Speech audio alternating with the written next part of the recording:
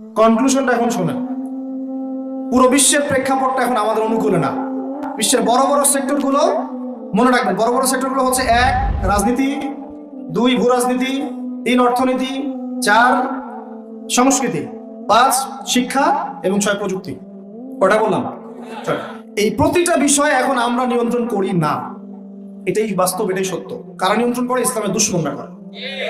ইসলামের দুশমনরা করে। এবং দুশমন বলতে মনে করবেন না যে হিন্দু ভাই ইসলামের দুশমন, না, সবাই ইসলামের দুশমন না। তাদের মধ্যে অনেক ভালো মানুষ আছে, কিছু ভালো মানুষ আছে। একজন সকালবেলা এসে উহুদ যুদ্ধ করেছিল, একটা সেজদাও দেয় নাই, বেচারা শহীদ হয়ে জান্নাতে চলে গেছে। আব্দুল্লাহ বিন সালামের মতো বড় আলেম ছিলেন, বাদশা নাজাশির মতো মানুষ ছিলেন, মুসলমানদেরকে আশ্রয় দিয়েছিলেন। তাহলে কারা সমস্যা? কারা? এরা হচ্ছে এই বিষয়গুলো নিয়ন্ত্রণ করে। প্রতিটা বিষয়, প্রত্যেকটা বিষয়, ব্যাংকিং সিস্টেম থেকে শুরু করে পলিটিক্যাল অ্যাফেয়ার্স, এভরিথিং। আমাদের হাতে কিছু নাই, কিন্তু আমরা বললাম যে ফিউচার ইসলাম আসবেন এবং এটা কায়েম করবেন। এই তো কনক্লুশন। তাহলে মাঝখানে যে সময়টা বাকি আছে, এই সময়টাতে কাদের হাতে বা কোন বৈশিষ্ট্য ধারণ করতে পারলে আমাদের হাতে এই বিজয়টা হবে? এই তো প্রশ্ন, না? এই না বিষয়টা?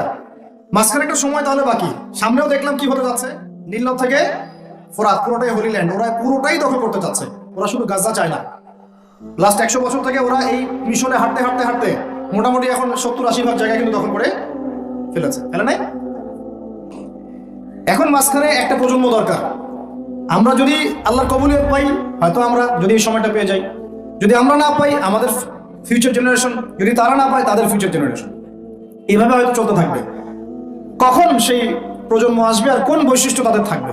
এর আগে আমি জাস্ট আপনাদেরকে 2টা আয়াত শোনাচ্ছি। 1, আল্লাহ পাক বলছেন, ইন তানসুরুল্লাহ ইয়ানসুরকুম, সূরা মুহাম্মাদে আছে, তোমরা যদি আল্লাহকে সাহায্য করো, আল্লাহ তোমাদেরকে সাহায্য করবে।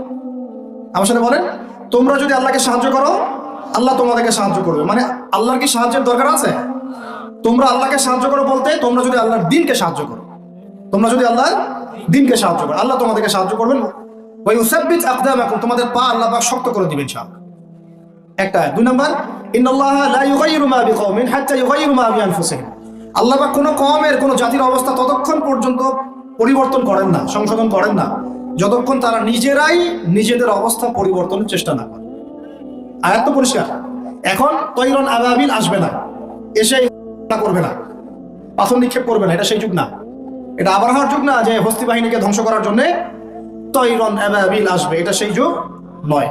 এখন আবাবিল আপনাকেই হতে হবে, আমাকেই হতে হবে। কথা কি বুঝতে পারছেন?